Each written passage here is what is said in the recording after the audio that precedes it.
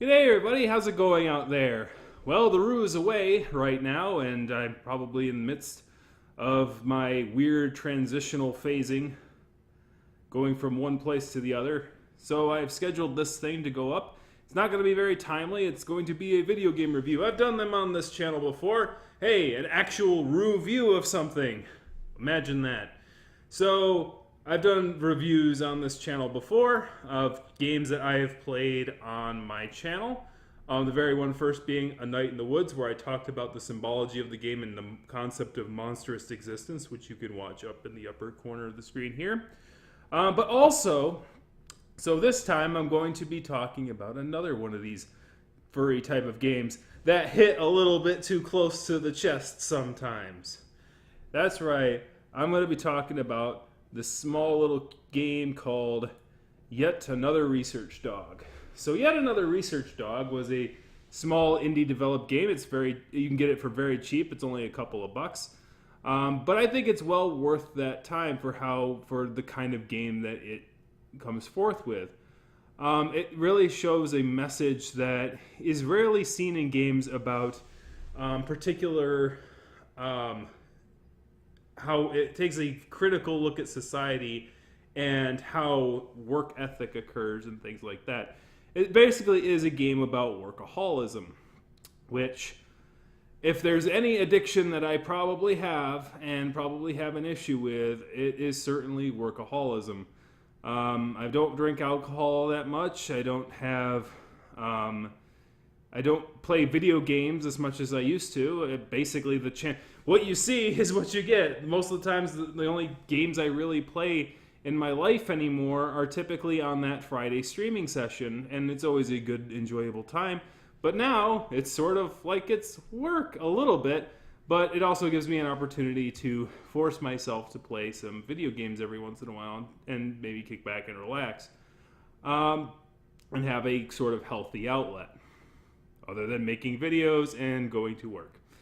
But nonetheless, because of that, when I was playing this game, I very much felt times when the game hit a bit close to home. Particularly, so if I'm going to link to my Let's Play up here, I'm going to link to one particular segment where it definitely hit close to home, and that one was talking about the sort of loneliness factor and the feeling of doing everything by yourself. And then going home by yourself, and then other things like that. Those factors, particularly in the moment that I'm in, where I'm moving across the state for my job and sacrificing, being closer to my family for my job, which I am pretty good at and I've developed the skills for, but but it's still a sacrifice that I'm making, both in the financial sense and in the sense which most people wouldn't do for their job, but being a workaholic, you know how that is. So it was an interesting time to play such a game and really sort of see its message, and I did like its message, and the way that it did it was actually quite clever. And at first, it was something I was going to critique the game for, but it became something that actually I kind of ended up enjoying about the game. So, just to kind of give a general synopsis of the game. If you've ever played The Sims, it's sort of like that, only it's like the opposite. Instead of focusing on the home life and expanding your home life, the game, while you're focusing on trying to keep this dog happy and sane and trying to make them more skillful and grow, most of the growing occurs in the workplace and not in the home. Whereas I wrote in the article in the description below that while The Sims was sort of like viewing adulthood and life through the eyes of a kid fantasizing about adulthood and improving your home and not really caring about the work thing. The work thing was just kind of in the first Sims for sure. Work was kind of a sidebar. Like you'd get in the car would drive off, time would pass really, really fast, and then the car would park back, and hey, look, you're home. And then you can, read your books or cook in the kitchen or practice talking to yourself in the mirror face Um, Interestingly, the only thing you could do on your computer was either play video games or like was it like you could play video games to increase your fun factor. You could like write something, I guess. I couldn't remember, but you couldn't really like practice charisma on your computer, which you can do now. You gotta update your game Sims. I don't know. I haven't played The Sims since like number 2. I liked the first one. I didn't like the other ones for some reason. I don't know. Like maybe because the death became a factor and the whole fantasy of it just kind of wore out and it became a little too serious for my taste. I don't know. Or I grew up and I realized that life really isn't that way. And that's sort of what yet another research dog kind of flips that formula on its head. You know, while you're still trying to maintain the happiness of the character, you realize that work is the thing that's sucking all the time. And everything that you do in life sort of seems to revolve around that. You know, what your traits are, what your hobbies are. You know, you don't look at your hobbies as to the factor that what do you actually enjoy doing versus what your hobby does will affect how you are able to work. And you basically pick your trait based upon what you think is most important for you in the workplace. And it's kind of depressing when you think of it that way, because that's no different than The Sims. The Sims was like, yeah, you have to get this bar here. You know, in order to get to the promotion, you have to have X amount of charisma and X amount of things. So, and X amount of social friends and stuff like that. So you better start networking with people and you better start doing this. And, you know, you're not acting on your own. You're not acting as your own free agent. You're acting in the best interest of you getting a promotion so that you can get more money, so that you can get more stuff. So really both games sort of if you think about it really hard, have this sort of like very melancholy, very like cyclonically capitalist sort of story to them, only yet another research dog is a little more heavy-handed than The Sims is. The Sims is definitely a lot more lighthearted about it, and really you don't really notice those mechanics so heavily as in yet another research dog. But in essence, like, so basically it's like a mini game, and like all these tasks come flying at you when you're at work, and you have to try to balance which tasks you're going to complete first, and you have to like do multiple steps in each task. And if you chain things right, you can kind of do multiple things at the same time with the same tool and try and knock it all out. It's difficult to do, and you're going to mess up. So you really have to like go, well, concurrently I can do this, but I have to skip this, and I can do this, and I have to skip this. And it really did remind me of my actual job, because that happens a lot. You get assigned multiple tasks for multiple people and have multiple bosses, and you have to try to strike your balance and go, how do I make sure that as many tasks get completed as possible without dropping the ball on one of them? And which ones are the priorities, and which ones are not the priorities, and which ones should I delegate, and which ones can I delegate, and which ones do I have to clean up before I can delegate, and all this stuff. And you're like, and so that sort of like really drove that home. The game mechanics even started reminding me of work, and it was like, this is why I don't like playing hard games in my free time, like Dark Souls or anything like that. My job is freaking there already. I think that a lot of people in the world, and this is sort of maybe a critique about it, is that we're a little over-prepared. We have like tools and things that can help us do things a lot better and a lot faster and a lot more efficient. And a lot of people who are very intelligent really aren't challenged in their real world. And you could kind of tell it's like, well, they go to, you know, they could only get a job at like, say, or a realtor or something like that, or not realtor, but like what's it called? Retail. They can only get like a job in low-end retail or some janitorial work, but they really felt like they could be challenged more, but they don't feel challenged in their work. Their work's very mundane. It's very, you know, go do A, B, C, D every day. There's no challenge. There's no like surprises.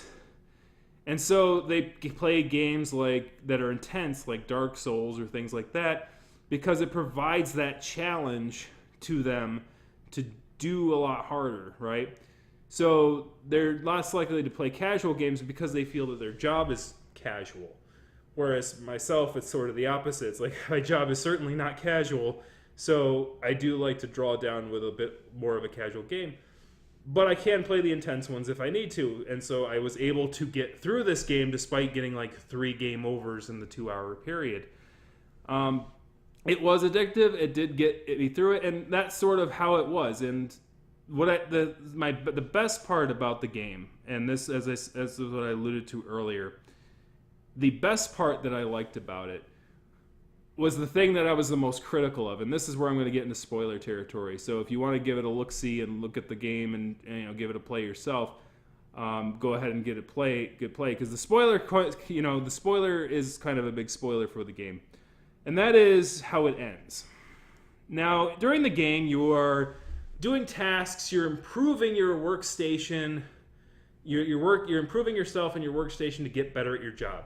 So you have a goal, you have a plan in mind, and it seems like it's ever expansive. Like you can have all these traits and all these different tools and all these different improvements that you can work towards, and you start doing that, and then all of a sudden, with very subtle warnings, but it all of a sudden slams down at you.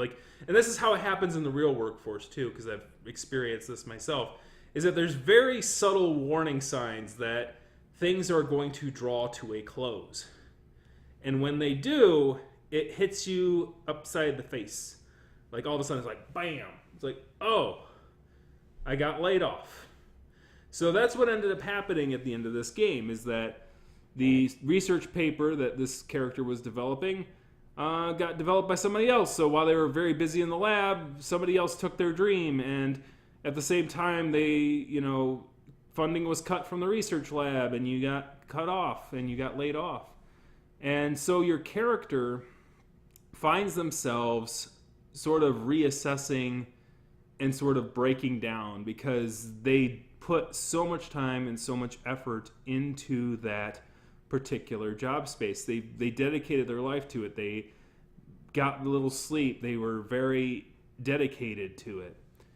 And so at the end of the day, what they realized, what ended up happening is they took some time to reconnect with their family, but then it ended up being the coworker, the person that they worked with, that said, hey, there's another job opening over here, and I knew we worked together and you were pretty freaking good. Not like the person was much help as a coworker. That was a stressful day. I messed up because he was walking all over the place and doing absolutely nothing. But hey, he liked you and he liked you, and so it was sort of like, well, the game felt sort of short. You kind of felt like cheated. It's like, well, I was like had so many plans and I was going to do all these things, but life doesn't care. And that is I think the biggest narrative bonus for this game. Despite it mechanically feeling like it fell short because the game cut itself off before it felt like it really was starting to get going, and that it felt like you had a lot more room to grow as a character, as a your skills and stuff like that. But at the end of the day, you kind of lost it, and that happens sometimes. You build up, and all of a sudden, all the skills and things that you got, poof, mean nothing in the context of the current workplace. So what do? You quit your dream and go live a quiet life, or do you get back on that saddle? And so the character makes that decision in the end. And they got back on that saddle, and just like me at them, here I go too. So anyways, I thought it was a very well well-designed game for what it was, and I think that you would appreciate it as well if you were into sort of intense casual games, intensely casual games, like the Dark Souls of casual games. No, but anyways, yeah, that's basically all I gotta say about that. I rambled on about a 2-hour game for like 30 minutes, I think. So like, you could probably experience it faster if you played it yourself. And so I'm going to let you go. I'm going to get the hop out of here. Thank you very much for watching. Hopefully I'll be back soon with some brand new, fresh episodes for you instead of these actual reviews of games. But anyways, kick that like, kick the subscribe button, kick a comment in the comment section. What's your work life like? Are you an intense workaholic, or are you just like we'll let Joey do it. He's a workaholic. He can do it. I don't need to do it. He can do it. They'll push it off on him. He'll work overtime. He'll get it done. Yeah.